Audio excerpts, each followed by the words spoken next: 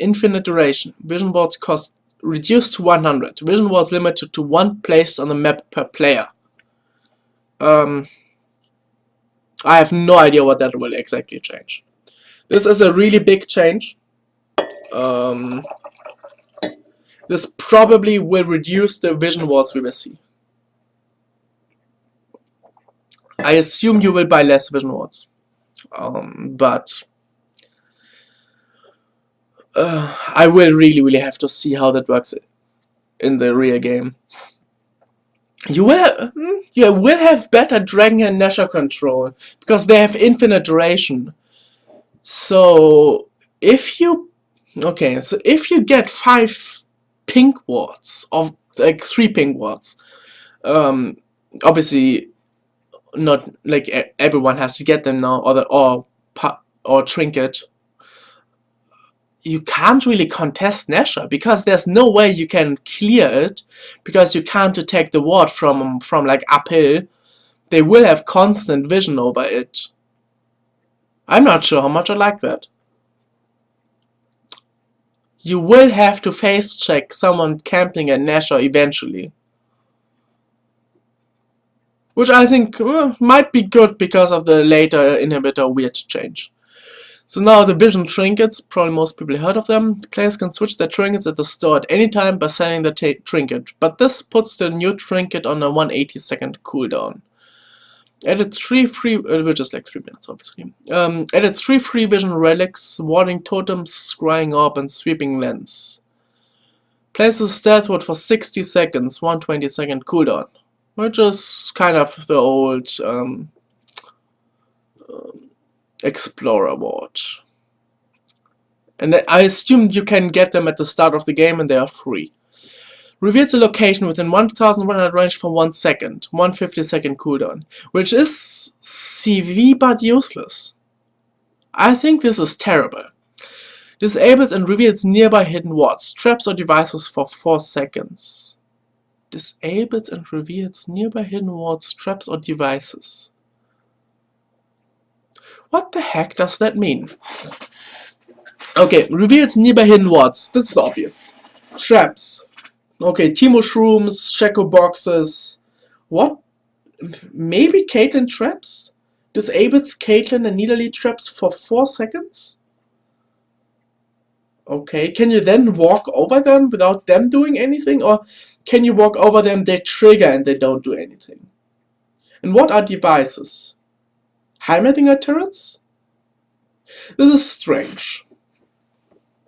I don't really think there's any really other use than to reveal hidden wards and maybe against shrooms or whatever. Which, this is a Timo nerf. You're just going top lane and you're picking that. But to be honest, it really seems you're either going warding totem or sweeping lens. I really don't think the CV item is of really any use, because this is not a global. So it really is not useful. So these items automatically upgrade at champion level 9, so just a better version. Sweep area of effect increased by 100%. Ranged increased to 600. Oh, I guess, okay. Yeah, okay, it's probably similar to something like the current Corki Q. You cast it like this. So that's what that means. These items can then be upgraded at the shop for 475 gold. Stealth ward timer increased to 180 seconds. Which is cool. You can have like 1.5 on the map. Upgrade stealth wards to a vision ward. Okay, that might be useful.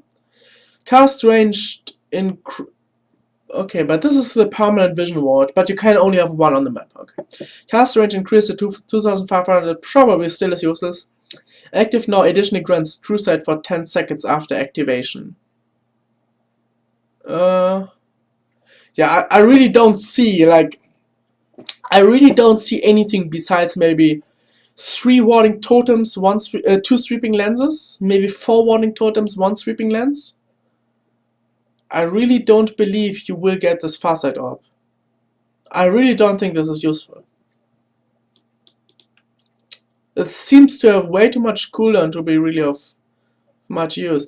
This is 1 second. You get vision for 1 second. This is less than the current clairvoyance. That has more cooldown, I think. I don't like this. I don't think this is good. If you reduce the size and change the shape of most brushes, patches, okay. Yeah. I'm not sure what that exactly means. We'll have to see the brushes, but that requires 2 or 3 watts for full coverage, so you will be able to see brushes with only 1 watt. I hope they fix the bugs as well, so you don't have champions invisible in brushes where they shouldn't be. I hope they fix those bugs. Jungle.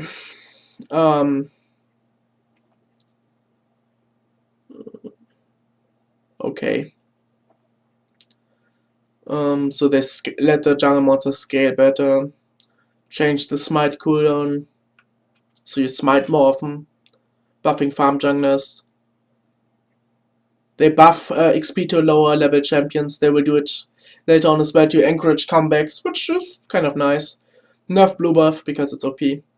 I would just skip this. A lot of jungle changes, small jungle changes in terms of gold and XP. So, Dragon.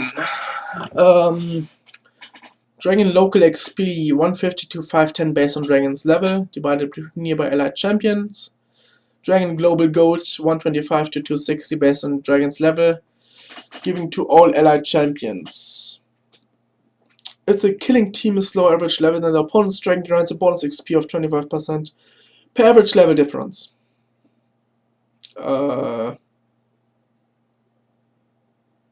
Okay. Dragon is still completely useless late game. Dragon is probably a little bit better mid game. I'm not sure how fast Dragon's level. I don't think this is a really huge change. It gives a bit more XP. Yeah, that's what they said. To reduce early snowballing. Okay. They reduced the early snowballing in general a bit. I think this is bad, more important. Outer turrets now grant 100 global gold per player and 150 gold split amongst the players who participated in destroying the turret. Which is cool. Less global gold, same gold for players who killed it.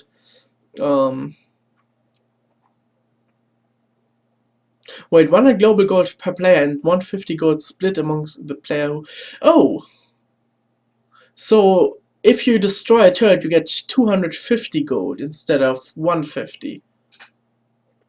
Okay, so it encourages you to destroy the turrets to get an advantage for your own lane, but the other lanes don't benefit as much from it. I think.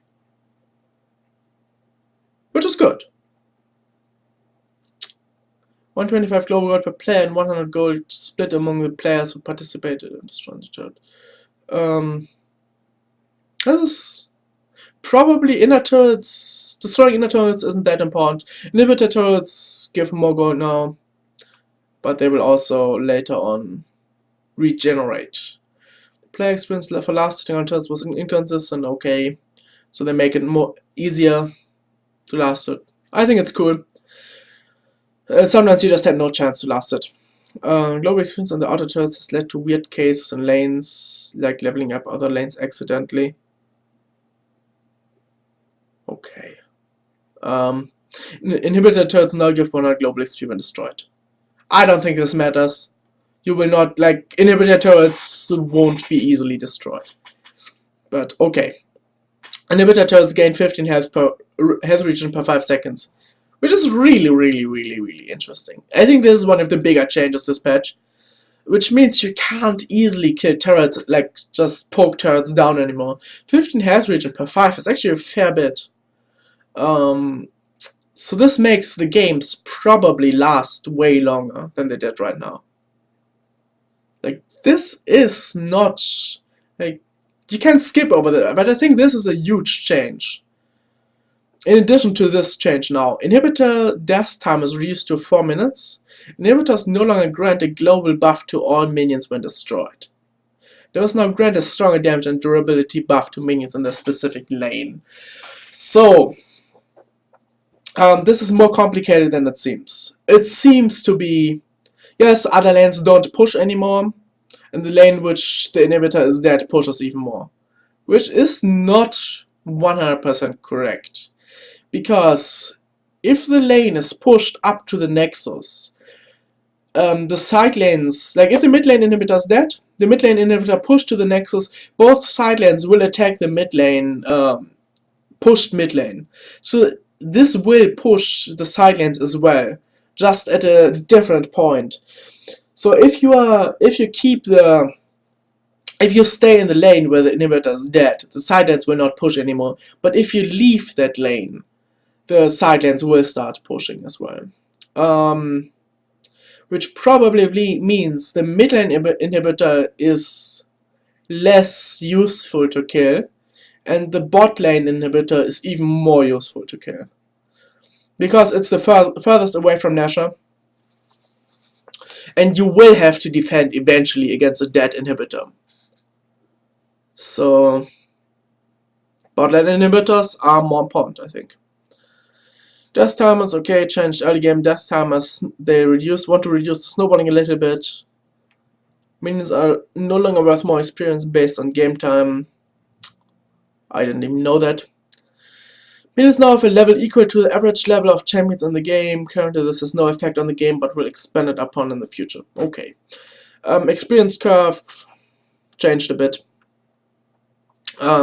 Kills are worth 60% of the base reward at 2 minutes, scaling to 100% at 4 minutes. Which means that the early first blood is not as devastating as it is right now, I assume. So you will get 60% from 400 is 240. So you will not really be able to buy anything with that. Huh. Okay, this is interesting. Assists are worth 50% of the kill value before 20 minutes, and then they linearly increase up to 80% at 35 minutes. So right now assists are always worth 50% of the kill value. So they shift a bit away from having to give kills to certain players for maximum value, and they try to make it so everyone, like, then that you just kill and it doesn't matter who gets the kill. It doesn't matter as much, which is cool. If players have two more assists than kills, they earn 30 additional gold per assist. Additional assists increase this bonus by 15 gold, capping at 60 gold. Nice. This gold cannot be more than the original value of the kill, which is on the same line as this one here. You shouldn't care who gets the kill, you just want the kill. This one is pretty big. Every 1000 gold earned from minions monsters reduce your death spree by 1 death, which means proxying is not possible anymore. It's like around 70 to 80 last hits is worth 1 kill.